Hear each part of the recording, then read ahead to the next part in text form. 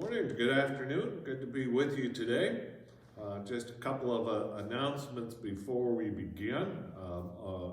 Again, on Thursday nights at 6 o'clock, some of us are meeting in the conference room with the biblical literacy class, just trying to understand the Bible a little more clearly, nearly, and dearly. Find out the nuances that sometimes we miss when we read the Bible. Also this Sunday, we are going to recognize all the teachers that we have in our congregation. It takes a lot of people to put the education program and the youth programs on that we have. And we need to take the time to thank all of those who are a part of that. We can't have a youth or an adult program without these volunteers, so please come and join us on Sunday as we recognize all of them and say thank you for all their work and all their help. And now to the meditation. In this season of Easter, we continue to look into the book of Acts, and we find all the surprising things that God is up to. All the surprising things, or at least surprising to us, that happened since the Easter event.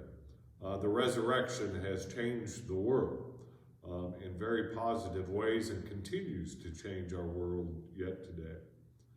So this week's story in Acts is a healing story. It's in the 9th chapter, if you'd like to take a look. We find that Tabitha, who is a disciple of Christ, has died. Tabitha is a person of great provision to others, a person of great compassion. And upon her death, the community that surrounds her is notably upset. And they send for Peter. Peter, who's been active since the resurrection in growing a church and learning how to preach and learning how to heal in his own right, is in a town not far away. So they send for Peter. And he immediately comes to Tabitha's aid, or to the community's aid. This story of Acts and how it happens is almost directly the same as a Jesus healing story that we find in the 5th chapter of Mark. In that healing story, Jesus comes to a new town. Somebody's daughter is quite ill, and they summon Jesus to go to this house. On his way to the house, the girl passes away. He goes into the room, and Jesus shushes all the people out, right? And he puts out his hand to the little girl, and he says, "Talitha kum," little girl, get up. And that's what we find happening here in this story with Peter. Peter goes to the house where Tabitha has passed. He finds a room full of people, and he kicks them all out. And he puts out his hand. And he says, "Rise and get up," and she takes his hand and gets up.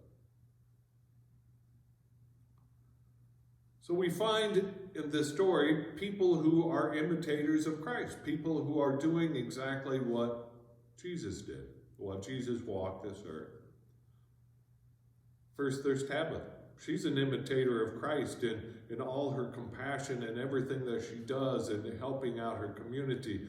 We find Peter is imitating Christ in the way that he can heal and the way that he goes where he's sent.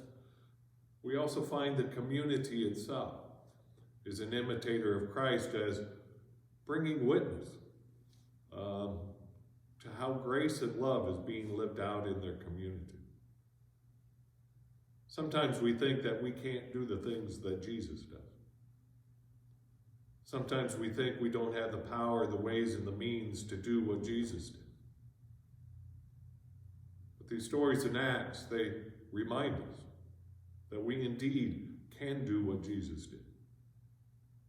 That we have the power within ourselves to make a difference in our community, in our homes, in our churches. We may not be healers. We may not be able to bring people back to life. But we can bring people new hope and new life, which the resurrection brings. So for our meditation today, the question for you to ponder: